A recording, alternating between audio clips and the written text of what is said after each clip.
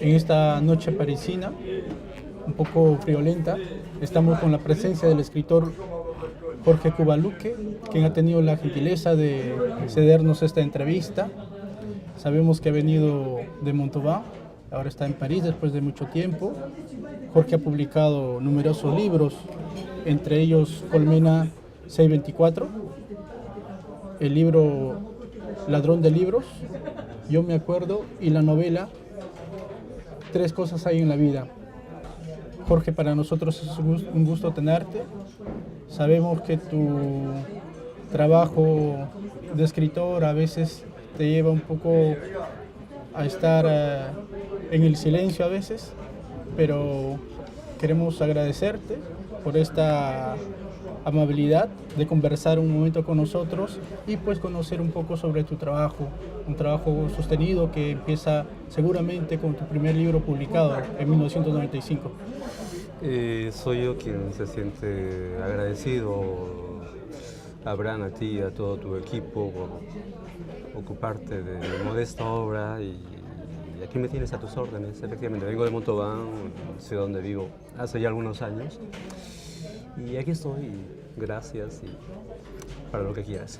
Jorge, quisiera empezar esta conversación y en el camino me iba diciendo, ¿y en qué momento habría empezado Jorge Cubaluque en esta carrera apasionante que se llama la literatura y sobre todo en la creación? ¿Cuándo tú empezaste a escribir, digamos, tu primer cuento, tus primeras historias? Bien, fíjate, bueno, sabes que se dice que el payaso no nace, se hace. Pienso que ocurre lo mismo con un escritor, ¿no? El oficio, la vida de escritor no viene con el nacimiento, sino que es todo un proceso a lo largo de los años, a lo largo de la vida. En mi caso ocurrió con unas primeras lecturas infantiles, después precisamente estamos en Francia leyendo algunos clásicos de la literatura francesa, ¿no? Julio Verne, Victor Hugo, fueron mis primeros mentores, Alexandre Dumas. Pero todo esto durante la adolescencia cayó un poco en el olvido. Volvió más tarde cuando estuve en la universidad, en la Facultad de Derecho, pero antes que los manuales de Derecho empecé a leer con gran avidez libros de literatura, novelas sobre todo. Fue así como luego de un ejercicio de lector empecé a hacer mis primeras tentativas de escritor. Un proceso, creo yo, para responder a tu pregunta. En 1989 usted llega a París. Lo que quería saber si ya en ese tiempo usted venía con la ilusión de ser un escritor y cómo encuentra el ambiente literario en ese tiempo. El ambiente que encontré, el ambiente literario, era bastante libresco, bastante teórico, bastante abstracto, ¿no? Mi referencia era un libro de Ernest Hemingway que había leído hacía mucho tiempo en Lima. El libro es París era una fiesta, A Movable Feast, en el que se idealiza los años 20 parisinos cuando aquí en París vivían una serie de grandes escritores de lengua inglesa, norteamericanos e ingleses. En realidad no vine con la ilusión de hacerme escritor en París. Vine a París porque había querido irme de Perú, pero en poco tiempo encontré a escritores de mi generación, sobre todo poetas, con los que empecé a vivir una cierta vida literaria, una bohemia literaria. Y es así como sentí un cierto estímulo, el contacto con estos jóvenes peruanos, pero en general latinoamericanos. Remitiéndonos a su primer libro de cuentos, ¿cómo nace Colmena 624, que apareció en 1995? Usted tenía 35 años en ese momento, en el momento de la publicación. ¿Qué estaba buscando con ese primer libro y por qué lo del título, Colmena 624? Sí. Colmena 624 es un libro de cuentos que toma el título de uno de los cuentos que componen el volumen. Bueno, allá por el 87 o 88, no recuerdo la fecha exacta, el año exacto, un cuento mío, precisamente Colmena C24, resultó finalista en el hoy célebre y clásico Premio Copé de Cuento. Fue una primer reconocimiento, una primera recompensa, algo que yo escribía, ¿no? Y fue en París donde se me ocurrió hacer una serie de cuentos en torno a este texto, Colmena C24. Colmena C24 es una dirección, ¿no? En esa época, en la época en la que escribí el cuento, yo trabajaba en el centro de Lima, muy cerca de Colmena, y por entonces leía bastante literatura policial. El cuento tiene una estructura policial bastante clásica, que tiene como eje esta dirección 624, Colmena 624. Y luego alterné en torno a este cuento los otros textos del volumen.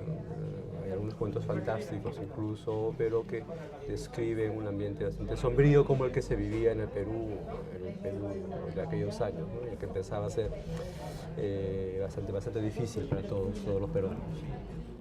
Uno de los cuentos que conforman este libro es Personas desaparecidas. ¿Cuál es el significado de la ausencia?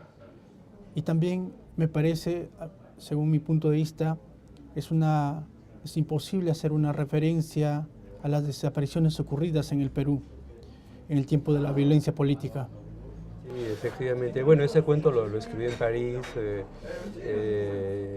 ya alejado de ese ambiente de violencia que ya había empezado a vivirse abiertamente en el Perú. Primero, esa violencia la veíamos a lo lejos, en Ayacucho o en otras ciudades andinas, pero habíamos empezado también a verlas en Lima y muy particularmente en el centro de Lima, que era un lugar por el que yo solía transitar por cuestiones de trabajo. Y aunque mi voluntad no fue la de hacer textos de carácter político, lo político estaba presente, a pesar mío, por decirlo de alguna manera, en estos cuentos y en este texto en particular. Pero siempre fui muy consciente de evitar lo que se llama una denuncia de carácter político, ¿no? Yo opto por la literatura, y la literatura, este cuento que evoca las desapariciones que empezaban a ser una verdadera pesadilla para muchos peruanos, motivó la forma de este texto. También debo decir que años antes había estado de visita, había hecho una visita bastante breve a la ciudad de Buenos Aires, y una tarde me vi en medio de la Plaza de Mayo, el día en que las madres de la Plaza de Mayo desfilaban silenciosamente, llevando pancartas con los nombres de sus hijos o nietos desaparecidos, ¿no? Es algo que me marcó bastante y que tuve presente cuando escribí el cuento Personas desaparecidas. Hay muchos escritores que se arrepienten de su primera producción, de su primer libro. ¿Tú sientes lo mismo? Ciertamente, porque con el tiempo, con la experiencia, uno ve que hay cuentos que son más flojos o menos logrados que otros, ¿no? Pero es como una madre que quiere que todos sus hijos sean profesionales y uno no sigue una profesión. La madre no va a eliminar a ninguno de esos hijos, ¿no? Esos hijos están, esos cuentos iniciales están allí. Creo que el escritor tiene que asumirlos, ¿no? Aun cuando luego a cosas realmente superiores técnicamente hablando.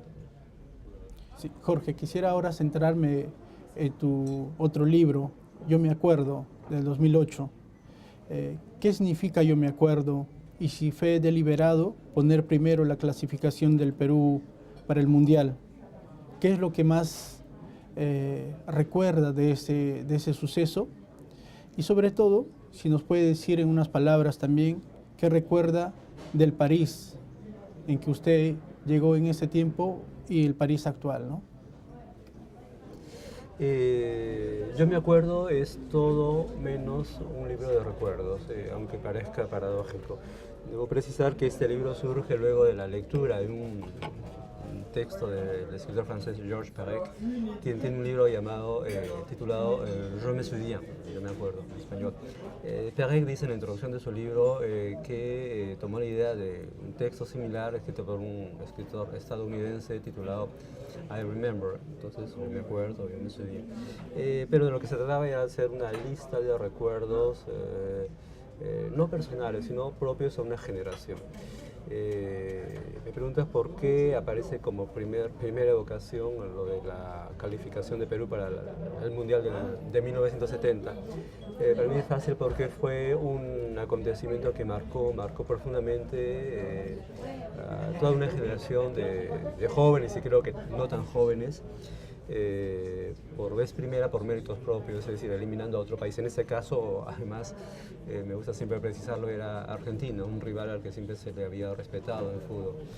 Y era además un periodo muy particular en la vida política, en la vida social de Perú y en fin, marcó, en todo caso, marcó haber vivido ese periodo, esa efervescencia, ya no solo futbolística, que quizás era lo anecdótico, sino el ambiente general que vivía la sociedad peruana, que era un ambiente de transformación.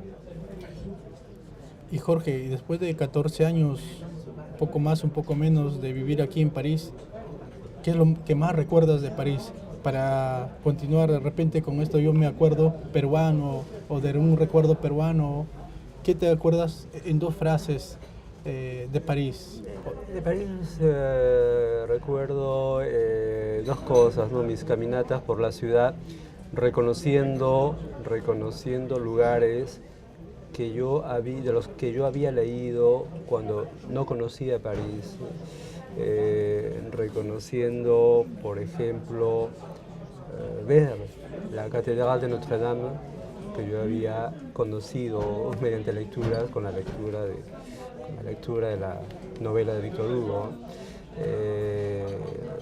reconociendo los lugares por donde Hemingway se paseaba, los que habla en su libro París era una fiesta, reconociendo algunos lugares de los que hablaba Cortázar en su novela Rayuela. Es decir, para mí fue la constatación de lecturas, de lugares de mis lecturas, de textos franceses o sobre lugares de Francia. También permíteme agregar, visitar lugares por donde habían pasado escritores franceses que yo admiraba, ¿no? Como Albert Camus.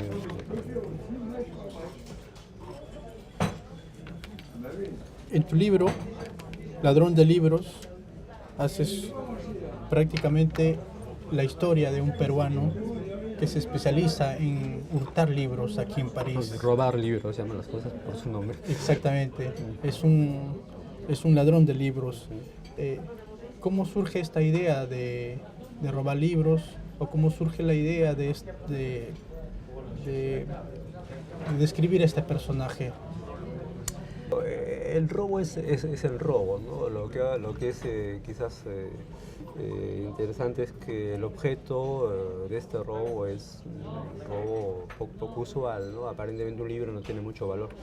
Pero lo que quiero decir es que el tema en sí mismo no es demasiado original, ¿no? Contar la historia de alguien que se roba libros puede ser graciosa o anecdótica, sin más. A mí lo que me interesó fue contar la historia de un muchacho peruano que viene a Francia a hacer estudios y poco a poco va perdiendo antes que dejar, va perdiendo un estatuto de privilegiado, de joven becario que estudiaba o que debía estudiar seriamente una carrera y sucumbe ante el facilismo de la vida que puede dar una ciudad como París. Pero eso tiene su límite. Entre tanto, el chico empieza a robar libros, toma el libro como un objeto antes que el contenido del libro. Simultáneamente a esta regresión, porque luego el chico pierde la beca, pierde el apartamento en el que vivía, hay también la historia de lo que vivía el Perú, ¿no? Que un personaje central, que es el narrador, le va llegando por la prensa, ¿no? Problemas de inflación en el Perú, problemas políticos, problemas de inestabilidad, y hay un paralelo entre la historia del Perú y la historia del personaje central, ¿no? Ambos están en una trayectoria de declive. Entonces, lo del robo de libros sirve para un poco amenizar esta historia, que es también por otra parte es un cuento, normalmente se diría una novela de aprendizaje, ¿no? Su aprendizaje como extranjero, como extranjero en una ciudad que es fascinante, o que puede ser fascinante, sobre todo cuando uno llega y está viviendo los primeros momentos en París, ¿no? Eso es lo que quise decir con este texto. El lenguaje y sobre todo la atmósfera que registras es de un París en plena efervescencia, pero con un personaje que está fuera de serie, de repente, fuera del contexto. Es el peruano que vino a estudiar, pero que sin embargo se va degradando. ¿Cuán desierto es esta historia y en qué te inspiras?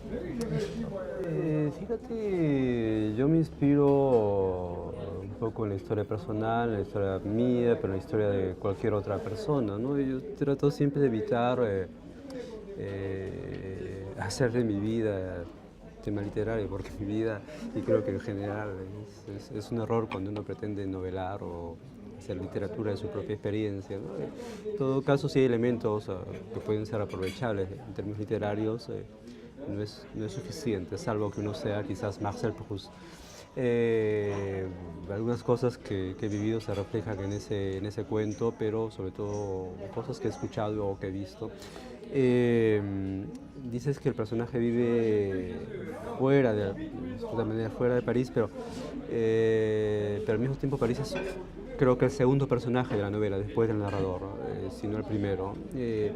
Y me permití jugar un poco con los consabidos lugares comunes de París, ¿no? La belleza de la ciudad, sus monumentos, las mujeres bonitas, el amor, la pasión y la presencia omnipresente, valga la redundancia, de los libros, ¿no? Vivimos en una ciudad, vamos unos metros más allá, vamos a ver librerías, vamos a ver libreros de viejo. El libro está muy presente en esta ciudad, ¿no?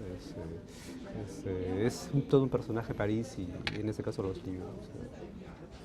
Jorge, ahora nos has sorprendido con la incursión en la novela Tres cosas hay en la vida, aparecido el 2010, narra de una historia compleja que representa de repente ese Perú que nosotros vivimos. ¿Cuánto tiempo te llevó escribir esta novela? Y si fue difícil el proceso de creación. No, te podría decir que la novela, en términos generales, me tomó escribirla 52 años, pero para ser más preciso, quizás 2 años y medio, ¿no? Los 52 años porque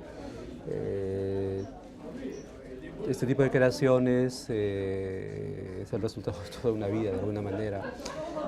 Pero en términos concretos de escritura, de tiempo dedicado a escribir, podría decir unos 2 años, ¿no?, de trabajo. Si podemos medir las horas directas consagradas a la escritura. Jorge, uno de los personajes que tú explotas muy bien es Johnson. Es un personaje complejo, donde se dice en una de las frases que es un gringo misio y de un colegio nacional. ¿Cuán conflictivo o cuán racista puede significar un país como el nuestro y que tú has podido representar en tu novela? Creo que hay mucho de eso, es decir, en nuestro país es también una cosa inútil recordarlo, hay un fuerte problema de racismo, ¿no? Y con Johnson he querido plantear una especie de racismo al revés, es decir, es un problema, es un individuo, un personaje ficción, que físicamente, según el imaginario social peruano, por ser rubio, tendría que tener un estatuto social privilegiado, ¿no? Pero clases sociales más bien modestas, estudios en una escuela escuela pública, y esto paradójicamente despierta las ironías de sus compañeros de clase, ¿no? Lo llaman gringo misio, es decir, gringo pobre, ¿no? Entonces, como diciendo, los gringos no deben ser pobres, ¿no? Los gringos deben ser ricos, es decir, de los sectores populares son los mismos que atribuyen a alguien de con características físicas, un individuo de una sociedad occidental, un estatuto de privilegio, ¿no? Como que es normal que ese gringo sea pobre, no es normal que ese gringo sea pobre, ¿no? Solo los mestizos deben ser pobres. Es un racismo al revés y viniendo de las clases que normalmente deberían reivindicar lo contrario. Sí, por paradójico que parezca, en Tres cosas hay en la vida, el personaje finalmente, cuando pareciera que lo ha logrado todo, pues muere en ese atentado de las Torres Gemelas. Es que no se puede tener todo en la vida, Jorge. Definitivamente no. La vida es un exquisito ejemplo de frustración, ¿no? Toda vida es algo incompleto o algo que se corta de pronto, ¿no? La vida no es un cuento de hadas, ¿no? La vida te quita siempre cosas, ¿no? A veces te da, pero te lo da por un momento, ¿no? En todo caso, el personaje Johnson busca esas tres cosas de la vida, ¿no? La salud, el dinero y el amor. Quizás consiguió las dos primeras, pero el amor se le escapó, pienso yo. En una de las partes se dice que Julia ya tenía un hijo y probablemente se da a suponer que sea el hijo de Johnson. La historia se volvería a repetir. Sí, justamente sí, porque el padre de Johnson había desaparecido, abandonó a su madre, que la dejó embarazada. Julia esperaba posiblemente un hijo de Johnson, y Johnson partió a Estados Unidos y muere trágicamente, mientras que Julia esperaba muy posiblemente estaba embarazada de su bebé, y este chico iba a ser nuevamente un gringo. Ahora, el caso de Julia es un poco distinto al de la mamá de Johnson, porque Julia era otra generación, era una joven profesional que quizás le habría dado otras oportunidades a su hijo.